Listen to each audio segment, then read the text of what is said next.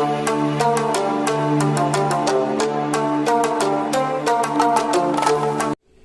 दोस्तों, मैं मनोज कुमार आपके अपने YouTube चैनल आगाज फाउंडेशन क्लासेज में आप सभी का स्वागत करता हूं। और आज की इस वीडियो के अंदर मैं आप सभी के लिए एक बहुत ही इम्पोर्टेंट टॉपिक लेकर के आया हूं, यूनिवर्सल लॉ ऑफ ग्रेविटेशन, गुरुत्वाकर्षण का नियम।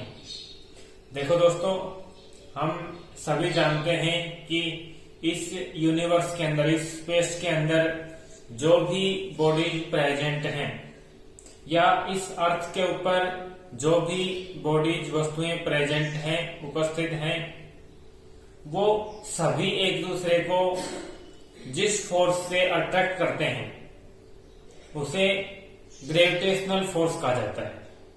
जैसे हम देखें कि जो चंद्रमा है वो पृथ्वी को अपनी तरफ अट्रैक्ट करता है, जो सूर्य है वो पृथ्वी और चंद्रमा, और जो अदर प्लेनेट्स हैं, जो ग्रह हैं, जो दूसरे प्लेनेट्स के सैटेलाइट्स हैं, उपग्रह हैं, उन सभी को सूर्य अपनी तरफ अट्रैक्ट करता है, आकर्षित करता है। और जिस फोर्स से, जिस बल से उन्हें आकर्षित करता है उसे गुरुत्वाकर्षण का नियम, यूनिवर्सल लॉ ऑफ ग्रेविटेशन कहा जाता है। और वैसे तो देखिए, ये कहा जाता है कि एक बार एक स्टोरी के माध्यम से बताते हैं कि जो न्यूटन थे वो एक एप्पल के, सेब के पेड़ के नीचे बैठे थे और अचानक से एक सेब ऊपर से टूट करके नीचे गिरता है। तो न्यूटन ने सोचा कि भाई ये सेब टूट करके नीचे की तरफ ही क्यों गया। तो इस आधार पर उन्होंने इस नियम की खोज की थी। लेकिन ऐसा नहीं है, इससे पहले भी बहुत से साइंटिस्ट ने अपनी अपनी थ्योरी दी थी, अपने अपने बहुत सारे लाभ बताए थे। जैसे गैलीलियो ने कुछ कोशिश की थी, कैप्लर्स ने कुछ लाभ दिए थे, और उनके आधार पर धीरे धीरे चलते चलते जब न्यूटन का टाइम आया तो न्यूटन ने इसको बताया कि भाई ये सब ऐसे होता है। तो उन्होंने इसके बारे में एग्जैक्ट एक्सप्लेनेशन, एग्जैक्ट जो इसका तरीका था वो बताया कि ये इस प्रकार से होता है, और इस तरह से उन्होंने एक लॉ प्रोपोज किया जिसे हम यूनिवर्सल लॉ ऑफ ग्रेविटेशन बोलते हैं। तो यहाँ पर सबसे पहले आता है कि यूनिवर्सल लॉ ऑफ ग्रेविटेशन किसके द्वारा प्रोपोज किया गया, किसके द्वारा बताया गया। तो यहाँ पर this law was proposed bye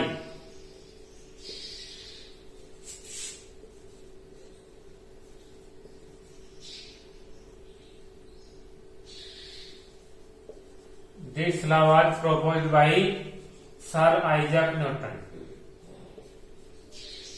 इस लॉ को न्यूटन के द्वारा प्रोपोज किया गया था। और कब किया गया था? इन 1666। इन 1666।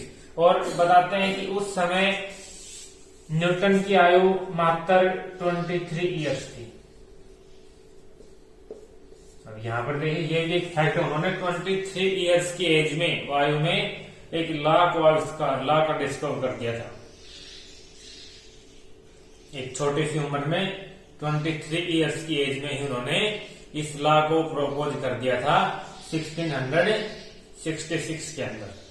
अब ये लॉ क्या कहता है कि अगर इस स्पेस के अंदर, इस यूनिवर्स के अंदर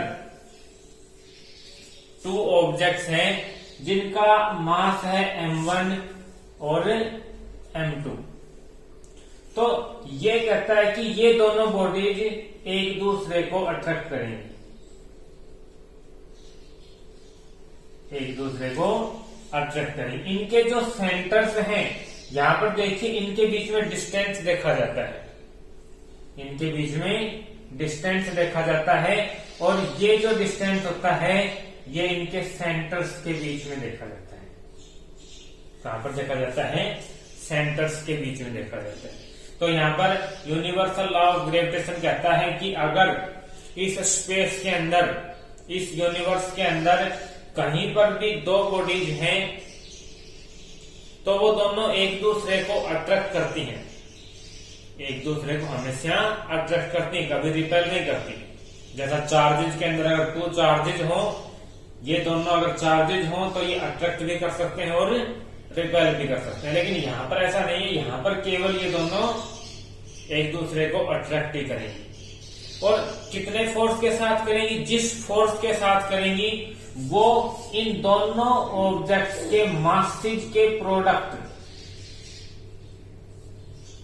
इन दोनों वस्तुओं के जो मास हैं इनके प्रोडक्ट्स के डायरेक्टली प्रोपोर्शनल होगा, और जो इनके सेंटर्स के बीच में डिस्टेंस है इसके स्क्वायर के इनवर्सली प्रोपोर्शनल होगा। यानी कि इसके साथ तो क्या होगा? इनवर्सली प्रोपोर्शनल, और इसके साथ क्या होगा? Directly proportional. तो यहां पर हम कह सकते हैं according to universal law of gravitation, या फिर इसको हम न्यूटन्स से बोलते हैं, according to Newton's universal law of gravitation, according to Newton's universal law of gravitation,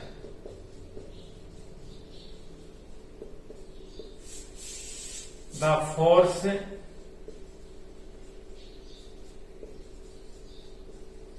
between two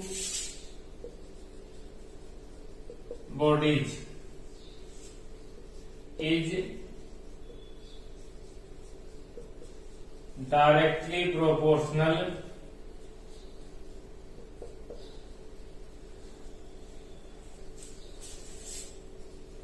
to the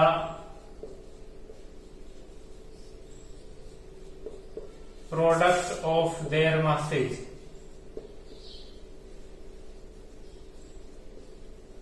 and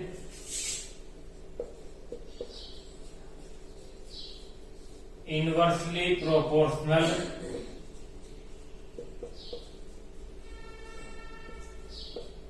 to the square of distance between their centers। यानी कि Newton's universal law of gravitation के अनुसार, according to Newton's universal law of gravitation, the force between two bodies, या हम कहें the force, the gravitational force between two bodies is directly proportional to the product of their masses. इन दोनों वस्तुओं के जो मास होंगे उनके प्रोडक्ट के डायरेक्टली प्रोपोर्शनल होगा। एंड इनवर्सली प्रोपोर्शनल, और इनवर्सली प्रोपोर्शनल होगा to the square of distance between there centres. इन दोनों बॉडीज के सेंटर्स के बीच में जो डिस्टेंस होगा उसके स्क्वायर के इनवर्सली प्रोपोर्शनल। यानी कि किन्हीं भी दो ऑब्जेक्ट बॉडीज के बीच में जो ग्रेविटेशनल फोर्स होता है वो उन दोनों बॉडीज के मास के प्रोडक्ट के डायरेक्टली प्रोपोर्शनल होता है, और उनके सेंटर्स के बीच में जो डिस्टेंस होता है उसके इनवर्सली प्रोपोर्शनल होता है। यानी कि F is directly proportional to M1 M2। F is directly proportional to M1 M2 and F is inversely proportional to R square। F is directly proportional to M1 M2, F is inversely proportional to R square। जब हम इन दोनों equations को combine करते हैं तो यहां पर हमारे पास आता है F is proportional to M1 M2 upon R square। F is proportional to M1 M2 upon R square, और यहां से हमारे पास आता है F equal to G M1 M2 upon R square। यहां पर जो G है जी एक प्रोपोर्शनलिटी कांस्टेंट है। जी यहां पर क्या है, एक प्रोपोर्शनलिटी कांस्टेंट है, आनुपातिक नियतांक। यहां पर देखिए, मैं आप सोच रहे होंगे कि ये दोनों लैंग्वेज में, देखिए यहां पर कुछ हिंदी में समझते हैं, कुछ इंग्लिश में, तो यहाँ पर दोनों लैंग्वेज के अंदर मैं बता रहा हूँ। जी यहाँ पर एक प्रोपोर्शनलिटी कांस्टेंट होता है, आनुपातिक नियतांक होता है, और जी की एक फिक्स वैल्यू होती है everywhere in the space in the universe. इस स्पेस के अंदर या यूनिवर्स के अंदर प्रत्येक जगह पर जी की एक कांस्टेंट वैल्यू होती है, और वो कितना होती है, 6.67 into 10⁻⁻11 newton metre square per kilogram square.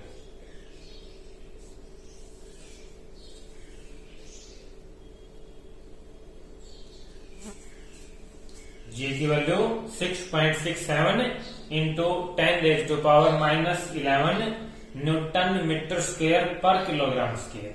ये जी की value everywhere in the universe, इस यूनिवर्स के अंदर प्रत्येक जगह पर इसकी वैल्यू होती है 6.67 इंटू 10⁻⁻11 न्यूटन मीटर स्क्वायर पर KG square per kilogram square. अब यहाँ पर इन फोर्सेज की, यानी कि जो ग्रेविटेशनल फोर्स होता है, ग्रेविटेशनल फोर्स की कुछ कंडीशंस होती हैं। फर्स्ट, ये हमेशा अट्रैक्टिव फोर्स होता है, ये हमेशा अट्रैक्टिव फोर्स होता है, यानी कि हमेशा दोनों बॉडीज आपस में एक दूसरे को अट्रैक्ट ही करती हैं, आकर्षित करती हैं, कभी भी ये रिपेल नहीं करती हैं, एक दूसरे को दूर नहीं भगाती हैं, हमेशा अट्रैक्टिंग करती हैं। सेकंड, ये जो फोर्स होता है ये सेंट्रल फोर्स होता है। क्या होता है, सेंट्रल फोर्स होता है। सेंट्रल फोर्स मतलब कि ये हमेशा दो बॉडीज के सेंटर से मेजर किया जाता है, हमेशा दोनों बॉडीज के सेंटर से, यानी कि जो भी अट्रैक्शन होगा वो उनके सेंटर से जुड़ा होगा, उनके सेंटर ऑफ मास से जुड़ा होगा। थर्ड, ये हैवी बॉडीज पर सिग्निफिकेंट होता है, हैवी बॉडीज सिग्निफिकेंस, इनकी सिग्निफिकेंस होती है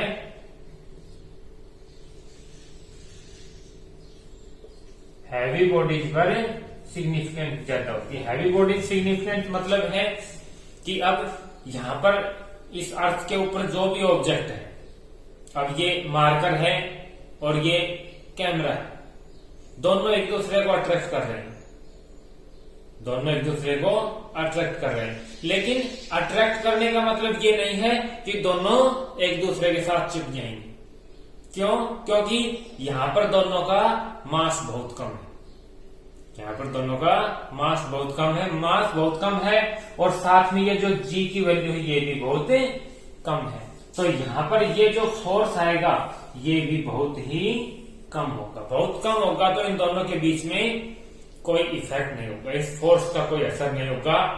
अगर ये दोनों बॉडीज हैवी मास की होती, बहुत बड़ी हैवी बॉडीज होती, तो यहां पर इनके बीच में कुछ सिग्निफिकेंट फोर्स होता और जिसका दोनों के ऊपर इफेक्ट होता, जैसा अर्थ और मून के बीच में होता है।